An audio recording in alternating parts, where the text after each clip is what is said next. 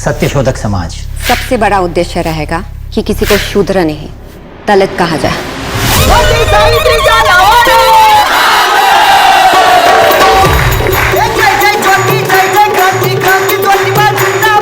नमस्कार, जय भीम। मैं राधा करुणा, आप देख रहे हो बहुजन हलचल। मैंने आज फूले फिल्म देखी और मुझे बहुत अच्छी लगी। इस फिल्म में फूले जी के महान कार्यों से मैं प्रेरित हुई। 2 घंटे 10 मिनट की ये फिल्म पूरे देश के स्कूलों में मुफ्त दिखाई जानी चाहिए, और अगर ऐसा ना हो तो कम से कम इसे जीएसटी से तो आज़ाद कर देना चाहिए। आपको बता दें कि महाराष्ट्र के ज्योतिबा फूले और उनकी पत्नी सावित्री फूले की जीवनी पर बनी फिल्म फूले इतिहास पर आधारित फिल्म है, लिहाजा इसमें आम हिंदी फिल्मों जैसा गाना बजाना और धूम धड़ाका नहीं है। ये सिर्फ सच्ची घटनाओं को सहारा बनाकर आगे बढ़ाती है। बहुजन समाज पार्टी के संस्थापक मान्यवर साहेब कांशीराम जी ने भी फूले और डॉक्टर अंबेडकर से प्रेरित होकर उन्हें पढ़कर उनके विचारों को आगे बढ़ाते हुए ही बाम सेफ और DS4 जैसे संगठनों का निर्माण किया था और देश की राजनीति में भूचाल ला दिया था। और आज उसी तर्ज पर देश में हुए पीडीए के प्रयोग की कहानी है। पीडीए का प्रयोग इन दिनों उत्तर भारत की सियासत में खूब हो रहा है। फूले ने यही काम आजादी से पहले किया। पिछड़ों, दलितों और अल्पसंख्यकों के एकाएक बूते आजादी की लड़ाई लड़ने की बात उन्होंने कही, और इसके लिए जरूरी था समाज में समानता और शिक्षा के अधिकार की लड़ाई। फूले बहुत सारे स्कूलों में पढ़ाए नहीं जाते। अधिकतर आबादी को पता ही नहीं कि जब महाराष्ट्र और गुजरात एक ही सूबे थे और बॉम्बे कहलाते थे, तब के महाराज ने देश में पहली बार किसी को आधिकारिक रूप से महात्मा की उपाधि दी थी। जी हाँ, मोहनदास करमचंद गांधी के महात्मा गांधी बनने से भी पहले अभिनेता से निर्देशक बनने अनंत नारायण महादेवन ने कैमरे के आगे और पीछे अपनी जवानी के दिनों में खूब कूदफांद की और दर्जनों फिल्में बनाई, जिसमें फिल्म फूले उनकी साधना है। साधना इसलिए क्योंकि इसमें विवाद कम नहीं हुए हैं। यह समाज के दबे कुचले और उस वर्ग की कहानी है जिसे पहली बार दलित कहकर फूले ने इन्हें पुकारा। फूले दरअसल ज्योतिराव की जाति नहीं है। फूलों के किसान परिवार में जन्मे ज्योतिराव के पिता ने ये सरनेम अपने नाम के साथ राजा से मिली जमीन पर खेती करने के साथ रखा। स्त्री शिक्षा और सामाजिक समरसता की इस कमाल की कलाकृति के कथानक पर सेंसर बोर्ड को क्या दिक्कत हो सकती है, शोध करने वाली बात है। ज्योतिबा फूले ने सत्यशोधक समाज की स्थापना की। उसमें सिर्फ दलित ही नहीं रहे बल्कि अगड़ी जातियों के लोगों ने भी उनका साथ दिया।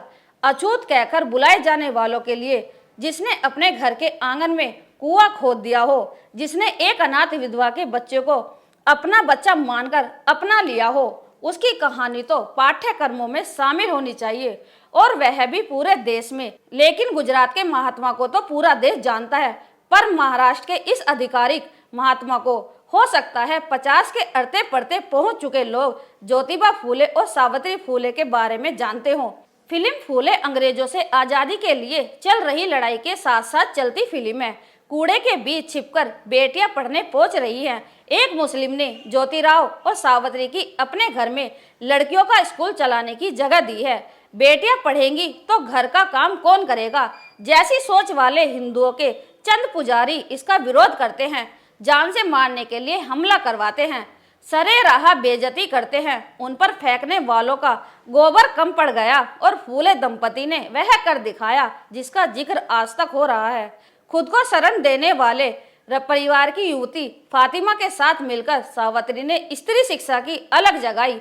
उनके ही स्कूल की एक छात्रा के निमन से दलित साहित्य की नींव पड़ी। दलितों की शादी में फूले ने खुद ही मंत्रोच्चार करके यह भी जताया है कि वर्ण व्यवस्था का आधार सामाजिक से अधिक आर्थिक है। यह एक ऐसी क्रांति की शुरुआत है जिसकी नींव उस शिक्षा पर रखी गई जो ज्योतिराव को उसके पिता ने बचपन में दिलाई। पिता उसके लिए खुद को कोसता भी है, लेकिन ज्योतिराव ने पहले अपने पत्नी को पढ़ाया, फिर उसके साथ मिलकर और बेटियों को पढ़ाया, और फिर ये सिलसिला चल निकला। रही बात फिल्म के तकनीकी विस्तार की, तो अभिनय के मामले में प्रतीक गांधी और पत्रलेखा ने अपना सब कुछ इस फिल्म में झोंक देने की कोशिश की है।